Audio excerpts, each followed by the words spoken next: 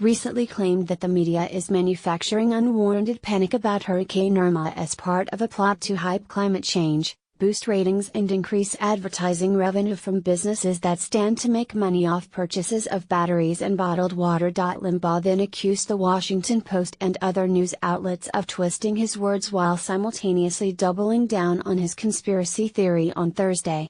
I explain how severe weather events are opportunities for big ratings boosts in the media and explain how it happens, he said. I explain how severe weather events impact retailers and how some retailers are smart enough to coordinate advertising with television stations. It happens. Limbaugh said something else on Thursday. He indicated he is evacuating his Palm Beach mansion, from which he broadcasts daily, for parts unknown. May as well go ahead and announce this, he said. I'm not going to get into details because of the security nature of things, but it turns out that we will not be able to do the program here tomorrow. We'll be on the air next week, folks, from parts unknown. So we'll be back on Monday. It's just that tomorrow is going to be problematic. Tomorrow it would be, I think, legally impossible for us to originate the program out of here. Limbaugh presented the departure as more of an inconvenience than a proper response to imminent danger. You know, I had to cancel a bunch of stuff, he said. I was going to go to a private movie screening this afternoon, and I had a bunch of stuff to do tonight, and now that's all blown to smithereens. Here is the Washington Post's original analysis of Limbaugh's comments. Rush Limbaugh didn't say the magic words, but on Tuesday he basically accused the media of creating fake news about Hurricane Irma, which is threatening Florida after hitting Barbuda and Antigua. The storm's 185-mile-per-hour winds tied the record high for any Atlantic hurricane making landfall. These storms, once they actually hit, are never as strong as they're reported, Limbaugh claimed on his syndicated radio show. He added that the graphics have been created to make it look like the ocean's having an exorcism, just getting rid of the devil here in the form of this hurricane, this bright red stuff. Why would the media exaggerate the threat of a hurricane? Here's Limbaugh's theory: there is symbiotic relationship between retailers and local media, and it's related to money. It revolves around money. You have major industries and businesses which prosper during times of crisis and panic, such as a hurricane, which could destroy or greatly damage people's homes, and it could interrupt the flow of water and electricity. So what happens?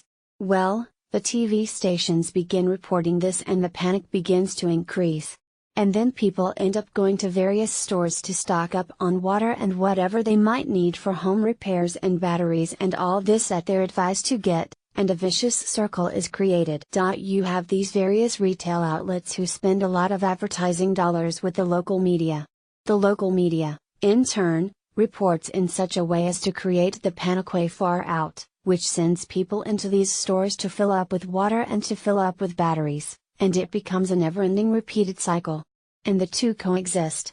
So the media benefits with the panic with increased eyeballs, and the retailers benefit from the panic with increased sales, and the TV companies benefit because they're getting advertising dollars from the businesses that are seeing all this attention from customers.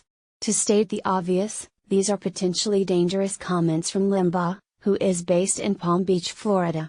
He is encouraging listeners who might be in Irma's path not to take seriously the official guidance disseminated through the media. I wish that not everything that involved news had become corruptive and politicized, but it just has, he said. More broadly, Limbaugh's bad advice reveals the metastasizing nature of fake news attacks on the press, which have been led by President Trump. How did we get from Trump's claim that he has never seen more dishonest media than, frankly, the political media to the idea that weather reports are phony, too? Alex Jones might have something to do with it. The InfoWars founder, who has an amazing reputation, according to Trump, has for years promoted the notion that the U.S. government possesses the power to conjure and control weather events. Just last week, as Hurricane Harvey battered Texas, Jones devoted part of his show to questioning why the government didn't use the technologies to kill the storm out in the Gulf. It is weird how these storms go, he said, suggesting Harvey might have been manufactured or manipulated. They just sit over a city.